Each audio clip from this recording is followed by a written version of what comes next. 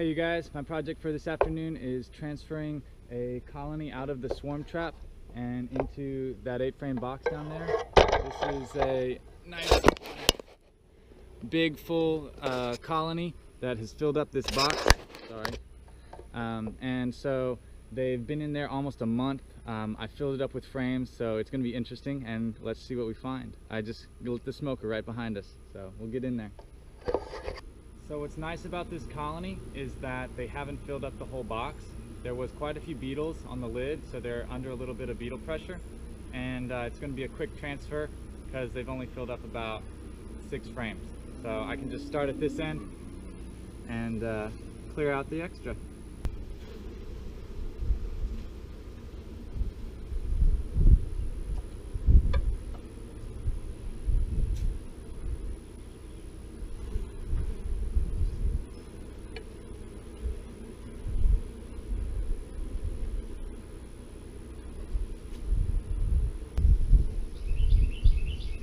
So this is the 8th frame, and you'll see freshly drawn comb, and it's nice and straight on the guide, and I get to let them keep this. So everything from here on out goes into the box. And that's it, just one at a time. Perfect timing, how cool. So, fresh comb, ready to be filled.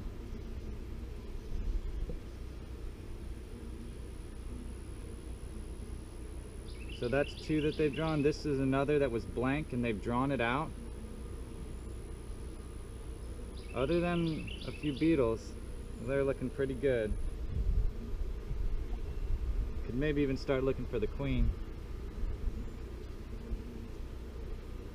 Oh my gosh. There's eggs in that one, full of eggs.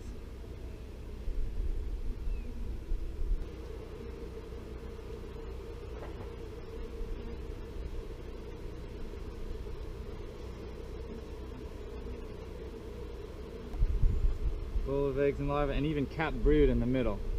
So right there in the middle, the stuff that's capped, that's brood, and then all around it is eggs and larvae. These guys are just building out as fast as they can. And you saw it start to bend a little bit. I got to be more careful.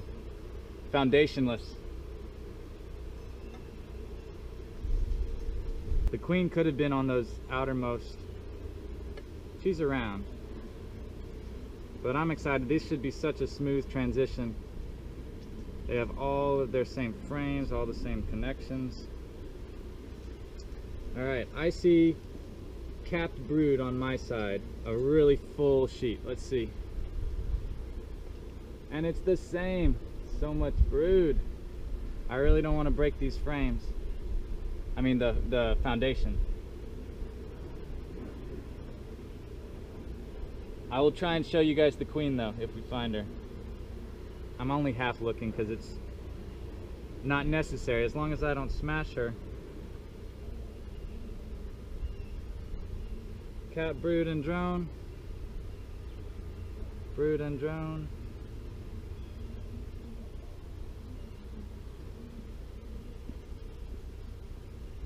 Full of cat brood.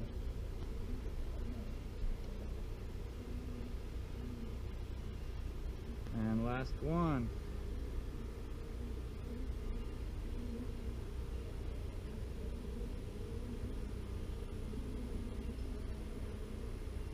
A good bit of honey in there.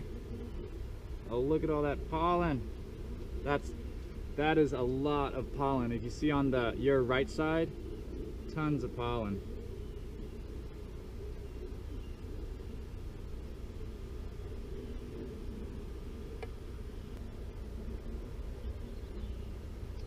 So this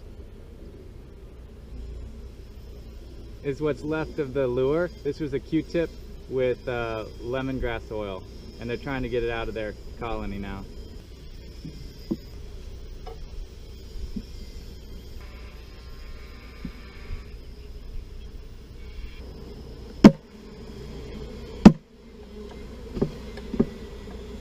It's mostly empty now. They held on well. There's a lot of beetles to smash right there. And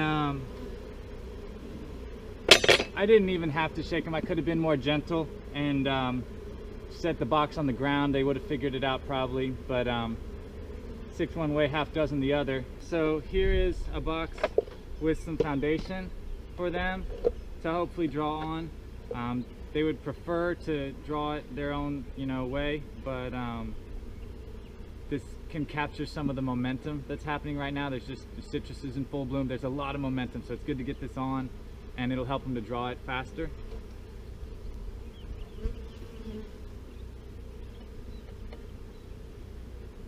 And then another thing that helps them to come up onto the foundation, this is a little bit of it's sugar water, sorry ladies, with Honeybee Healthy, which is like another lemongrass oil. I'm just gonna put a board on top and get a good seal, because this is a lot of space to add to them real quick. So they'll be busy working on it. I modified my ramp and then shook out the last few. So they're all back in the box and settling down. All right, you guys, so I just finished emptying this swarm box, and now I want to get it set back up to catch a new swarm so I can get it back out there, because there are still swarms moving. Hopefully we'll get a rain, otherwise it'll probably stop, but we'll see. Anyway, so I wanted to take a moment to document for you guys how I set up my swarm trap. So a swarm trap, there is really no right way, there's just a bunch of factors to consider. So I'm using a 10 frame deep box, and I'm using a I don't know what they call this entrance, but you can find it online at like Man Lake and stuff, but it's for queen rearing, so it's got a queen excluder and a breather and everything. So I sacrificed the box to drill a hole in it, and that's their entrance, so I can just come in and when it's time to move them, or actually it would be, that doesn't let them through. So this box has got a lot of propolis, it's going to be really great. These are the 2 frames that they didn't even draw on, so they can just go right back on the edge. And then for really the biggest thing for attracting a swarm is one of these guys, some old drawn brood comb. So that goes right near the entrance. And then since I have it, I have some junky old kind of, this had foundation, so it kind of forced them to be a certain size. It's clean-ish, and that's going to go up against the wall because it's a little bit wide. So 2 frames of something nice is a big advantage to a colony. And then we've got one, this is sometimes yes, sometimes no. I definitely don't put it in all of them, but 1 foundation of clean wax, because if a swarm does come, they're going to have a lot of energy ready to draw. And then the rest I'm going to fill in with blanks. So there's 2 ways to make a blank. These are actually that's a popsicle stick version. I was going to say here's one way that I make a blank. So this is a wedged frame where you split the wedge and then glue it to the middle and wax it. And I put a little like water putty on the bottom because I see the beetles go in there. That's what that is. And then the other way to make a foundationless frame is like this, where you take a little piece of a dowel and you glue it into the gap inside the frame. So this would be a frame that even still has a wedge. So this was for wax foundation, but I just glued a little dowel there. This is a 1/4 inch dowel, and I bought them because they were cheaper, but I think that this is a, you know what, this might be 1/4 inch, that might be 1/8 inch. But I think that this 1/4 inch or larger, probably 3/8 inch, would be ideal to really force the bees to build in a nice straight line, because this has a really stronger curve to it. So since I'm in a rush to get it back out, I'm not going to put anything in the bottom of these, but I'm basically just filling up the rest with foundationless frames. And this is only necessary if you're not going to be back to the swarm trap in a while, because it's a pain to have to cut their comb off of the lid of the swarm trap. Then you're doing a cutout and it's a little more, or it could be a little more disruptive. So here, with them drawing on the frames, you could leave them in for months and they can take advantage of their location and the flow. So mostly when swarms are happening, there's a good bit of pollen and nectar flying around, so they can take advantage of their location. They already know where the stuff is, and they'll just grow a little faster. So this full box is more resource intensive, but that's the way I'm doing it for now. And then the last is the lure. This is really an important, I mean, you can still catch them without, but valuable asset, and that is lemongrass oil. So take a Q-tip and just a dot, a dot, a dot. I kind of just spread them out, but not to overdo it. And then I'll take a Q-tip and I'll wrap it up in a little plastic baggie, or tape it inside some tape, and then put it in something that won't let it dry out so quickly. So it kind of, but man, the lemongrass oil definitely brings them in to investigate, plus the old comb. And yeah, hopefully I catch a few more swarms this spring. I have probably 5 traps set up, so always something good. And definitely put them always in a location where you're going to check on them. So you want to be able to see when they move in, so you can kind of get an idea for timing and when you're going to take them down and things like that. Because yeah, things could go crazy, not with all the frames, but even then, if they built this way, it could get really bad. So hopefully that inspires you to build a swarm trap and catch some bees for yourself. Even if you're not interested in beekeeping, you could set up a swarm trap like a bat box. You know, set up like a box up in a tree, and the bees just move in, they do their thing, and move out. So I had stacked some boxes here with a swarm trap on top, and it was one that I was about to take away, but it had so much activity. So this is 6 o'clock, you know, getting close late in the day, and you'll see there's a lot of bees hanging out in there. Now, this is not, there's no swarm in there. This is just bees that are preparing this space for a colony. So it's kind of cool to think about. The scout bees, you know, might find a spot, but they're going to send a party out to prepare it for the queen, to make sure it's safe from the bugs, to get everything ready for when the time comes. What you're really looking for if you do set up swarm traps is pollen, because they're not going to bring in any resources until the queen's in there laying, you know, when there's babies to be raised. So this is just very high interest. And what I did is I had to pull these boxes out. I was using them, they're over on the table now. So I did a quick swap and tried to keep it at the same height, because I'm just going to leave this here and have to build another. This year, for kind of like learning the beekeeping, is I'm trying not to go into the colonies to manage for swarming. I'm just going to manage for space. You know, and you can just check that top box, get an idea for the beetles, and, you know, make sure that there's some eggs maybe, but it's a lot less invasive than trying to manage for swarming. The third swarm trap that also has a similar level of activity, I'm not seeing pollen necessarily going in, but a lot of bee interest, is the one up here in this tree. And so it pretty much is like the bee yard is producing swarms. You know, I know which colonies are acting like they're ready to swarm. So it's the end of the day, and I just got back out here. I was running some errands, and this happened. So this is what happens when you leave a swarm box with combs in it.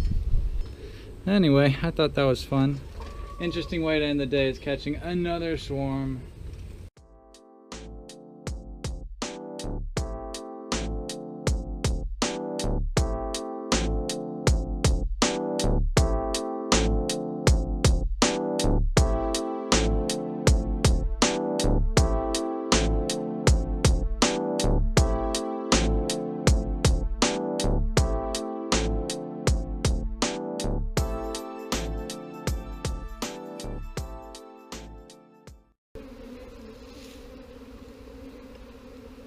So I was sitting on the swing talking to my mom, and all of a sudden this colony erupted. I got to see like the very beginning of a swarm, and what was really cool is that, well, one, this is a swarm from this spring, so possibly they never moved into that second box.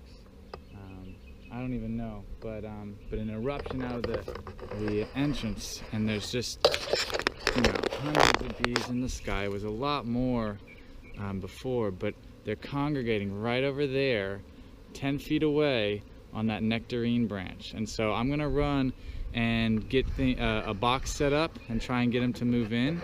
But it was so cool. It just kind of came out, and it was all cloudy, and the activities died down a lot compared to what it was, but it was, you know, drone heavy and a lot of flight, and then the sky full of bees. And then just slowly they came back together, and we can walk over there. And here they are.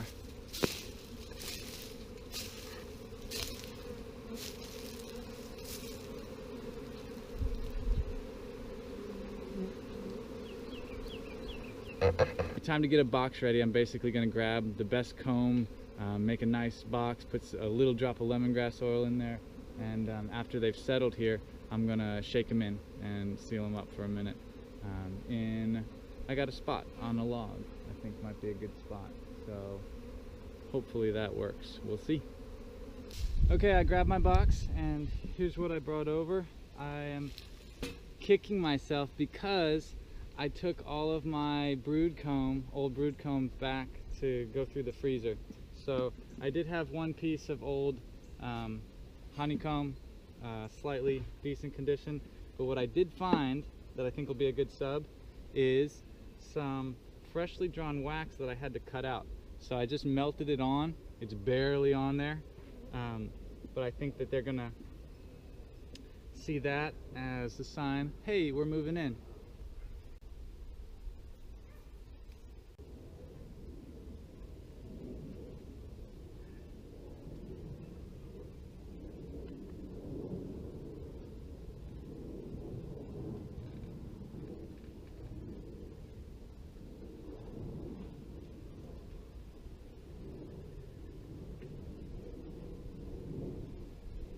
So if I can drop them into the box, I can put more of the frames in because they're more likely to crawl in. I also didn't mention, but these are medium frames and I'm using a deep box. That's just because that's what I had. If I had deep frames, I would have definitely used them.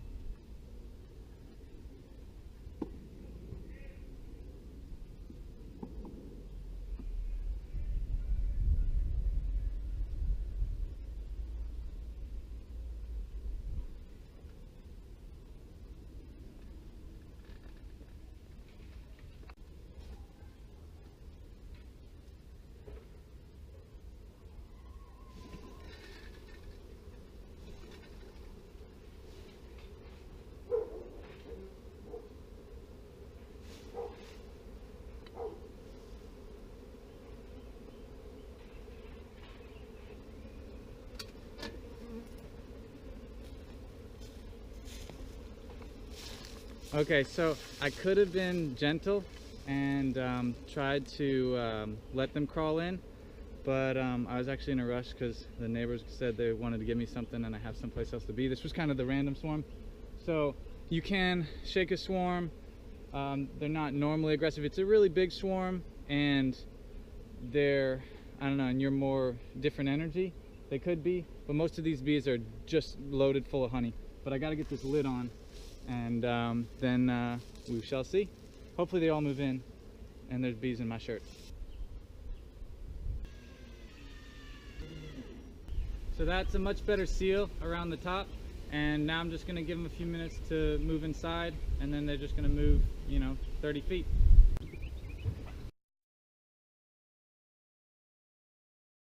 Okay, so the queen came out of the box probably after the move, and now I'm just going to look for her and catch her if I can.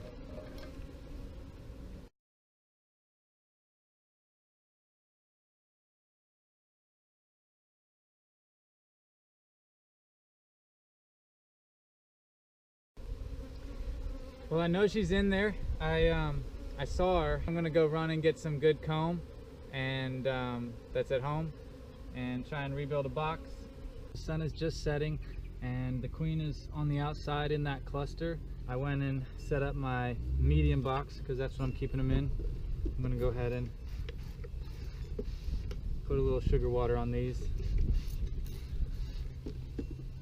And I'm probably out of the camera. I'm making videos on beekeeping, but I'm by no means a master beekeeper.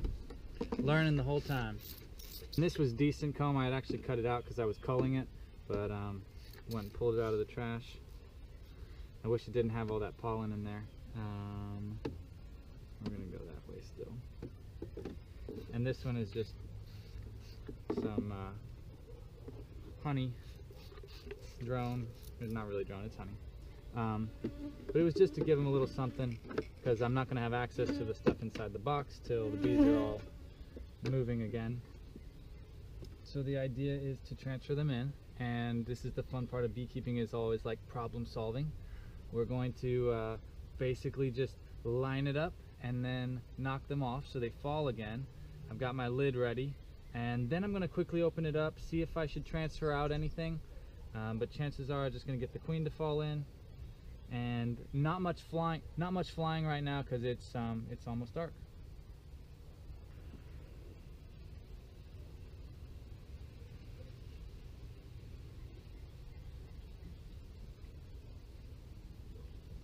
All right, the moment of truth. Important tool.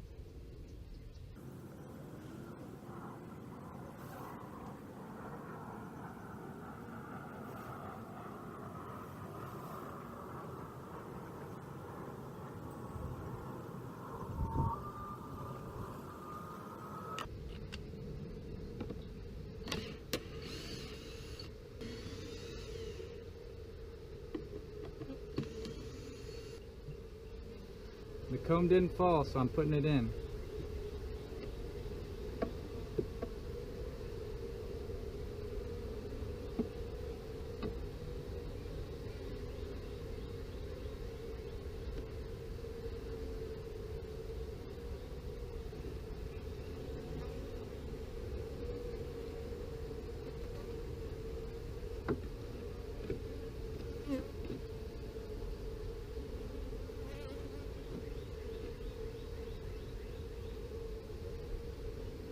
I see her. She's buried underneath a few.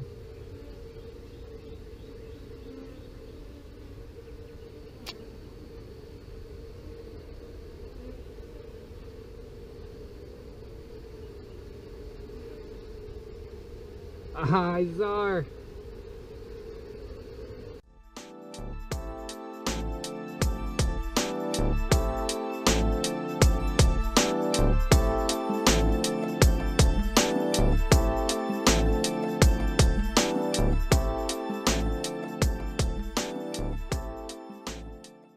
Well, I'm gonna have to just assume that she's down there. I'm gonna shake the rest, get a lid on so they can smell each other again, move the box back and be done. It's getting dark.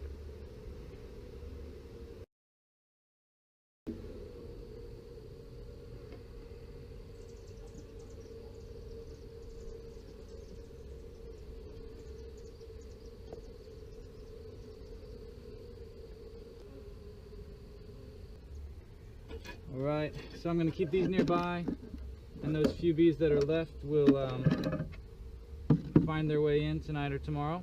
I'm going to fill up this feeder now, so they'll have some syrup.